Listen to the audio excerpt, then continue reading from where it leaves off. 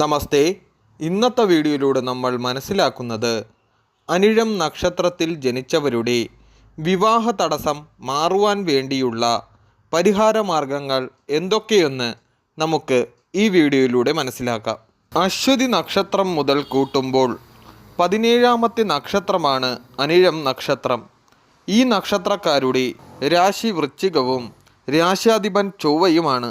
നക്ഷത്രാധിപൻ ശനിയുമാണ്. ഒരു വ്യക്തിയുടെ വിവാഹ കാര്യങ്ങൾ ചിന്തിക്കുമ്പോൾ ശുക്രന് മൗഢ്യം, നീചത്വം, 6, 8, 12 ഭാവങ്ങളിൽ നിൽക്കുന്ന ശുക്രനാണോ, ശുക്രന് പാപമധ്യസ്ഥിതിയുണ്ടോ എന്നൊക്കെ മനസ്സിലാക്കണം.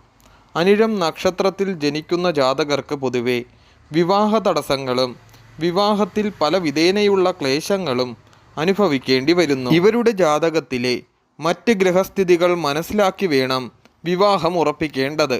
സ്ത്രീക്ക് പാപസാമ്യം കണക്കാക്കുമ്പോൾ 7ഉം 8ഉം ഭാവങ്ങളും പുരുഷന് 7ാം ഭാവവും മാത്രമാണ് കണക്കാക്കേണ്ടത്. സ്ത്രീക്ക് 8ൽ പാപൻ നിന്നാൽ പുരുഷന് 7ൽ പാപൻ വേണം.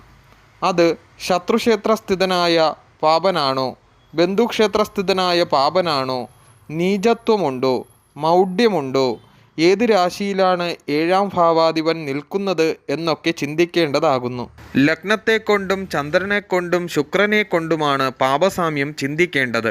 നക്ഷത്ര പൊരുത്തങ്ങൾ നോക്കുമ്പോൾ അനിഴം നക്ഷത്രത്തിൽ ജനിച്ച സ്ത്രീകൾക്ക് വിവാഹത്തിന് സ്വീകരിക്കാവുന്ന പുരുഷ നക്ഷത്രങ്ങൾ ഈ നക്ഷത്രങ്ങളാണ്: അശ്വതി, കാർത്തിക, രോഹിണി, തിരുവാതിര, പുണർദം, ആയില്യം, മകം, ഉത്രം, അത്തം, ചോതി, വിശാഖം, തൃക്കേട്ട, ചതയം, പൂരുരുട്ടാതി മുക്കാൽ. ഇവ ഇത്രയും സ്വീകരിക്കാവുന്ന നക്ഷത്രങ്ങളാണ്. ഇനി പറയുന്ന നക്ഷത്രങ്ങൾ അനിഴം നക്ഷത്രത്തിൽ ജനിച്ചവർക്ക് സ്വീകരിക്കുവാൻ പാടില്ലാത്ത നക്ഷത്രങ്ങളാകുന്നു. ഈ നക്ഷത്രങ്ങൾ രജ്ജുദോഷമുള്ളതുകൊണ്ട് ഈ നക്ഷത്രങ്ങൾ ഒരു കാരണവശാലും സ്വീകരിക്കുവാൻ പാടില്ല. ഭരണി, പൂരം, പൂരാടം, പൂയം, അനിഴം, ചിത്തിര, മകയിരം, അവിട്ടം, ഉത്രട്ടാതി ഇവ പരസ്പരം ചേർക്കുവാൻ പാടില്ല. ഈ നക്ഷത്രക്കാരുടെ വിവാഹ തടസ്സങ്ങൾക്ക് പരിഹാരം നിശ്ചയിക്കുമ്പോൾ ജാതകത്തിലെ ദശാപഹാര കാലങ്ങൾ മനസ്സിലാക്കുക. ശേഷം അതിനനുസരിച്ചുള്ള പരിഹാരങ്ങൾ ചെയ്യണം. ഇവർക്ക് ശനിദശയാണ് നടക്കുന്നതെങ്കിൽ ശാസ്താക്ഷേത്ര ദർശനം നടത്തുകയും ബുധദശയാണെങ്കിൽ വിഷ്ണുവിൻ്റെ അവതാരമൂർത്തി ക്ഷേത്ര ദർശനം നടത്തുന്നതും ഉത്തമം. കേതുദശയാണെങ്കിൽ ഗണപതി ക്ഷേത്ര ദർശനം നടത്തുന്നതും സർപ്പക്ഷേത്ര ദർശനം നടത്തുന്നതും ഉത്തമമാകുന്നു. ശുക്രദശയാണെങ്കിൽ ദേവീക്ഷേത്ര ദർശനം നടത്തുന്നത് ഉത്തമമാകുന്നു. ആദിത്യദശയാണെങ്കിൽ ശിവക്ഷേത്ര ദർശനം നടത്തുന്നത് ഉത്തമമാകുന്നു. ചന്ദ്രദശയാണെങ്കിൽ ദുർഗാദേവി ക്ഷേത്ര ദർശനം നടത്തുന്നത് ഉത്തമമാകുന്നു. പക്ഷബലമില്ലാത്ത ചന്ദ്രദശയാണെങ്കിൽ ഭദ്രകാളി ക്ഷേത്ര ദർശനം നടത്തുന്നത് ഉത്തമമാകുന്നു. ചൊവ്വാദശയാണ് നടക്കുന്നതെങ്കിൽ ഓജരാശിയിലാണ് ചൊവ്വ നിൽക്കുന്നതെങ്കിൽ സുബ്രഹ്മണ്യസ്വാമി ക്ഷേത്ര ദർശനവും, യുഗ്മരാശിയിലാണ് ചൊവ്വ നിൽക്കുന്നതെങ്കിൽ ദേവീക്ഷേത്ര ദർശനവും നടത്തുന്നത് ഉത്തമമാകുന്നു. രാഹുർദശയാണെങ്കിൽ സർപ്പക്ഷേത്ര ദർശനം നടത്തുന്നത് വളരെ ഉത്തമമാകുന്നു. വ്യാഴദശയാണെങ്കിൽ ഈ നക്ഷത്രക്കാർ മഹാവിഷ്ണു ക്ഷേത്ര ദർശനം നടത്തുന്നത് വളരെ ഉത്തമമാകുന്നു. അനിഴം നക്ഷത്രക്കാരുടെ ലഗ്നവും ജനിച്ച രാശിയുടെ 7ാം രാശിയും മനസ്സിലാക്കുക.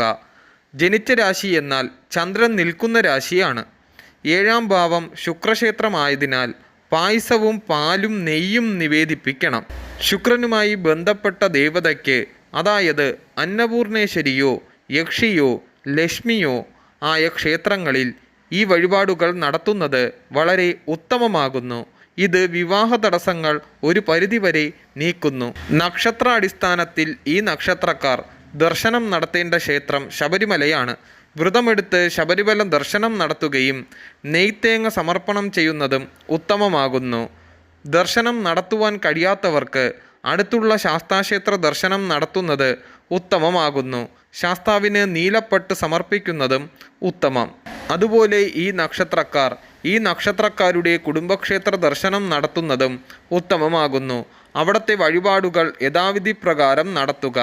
വിവാഹ കാര്യങ്ങൾക്കായി സ്വയംവര അർച്ചന നടത്തുകയും ഉമാമഹേശ്വര അർച്ചന നടത്തുകയും ചെയ്യുന്നത് ഉത്തമമാകുന്നു. അതുപോലെ ചോറ്റാനിക്കര മകം തൊഴുന്നത് വളരെ ഉത്തമമാകുന്നു.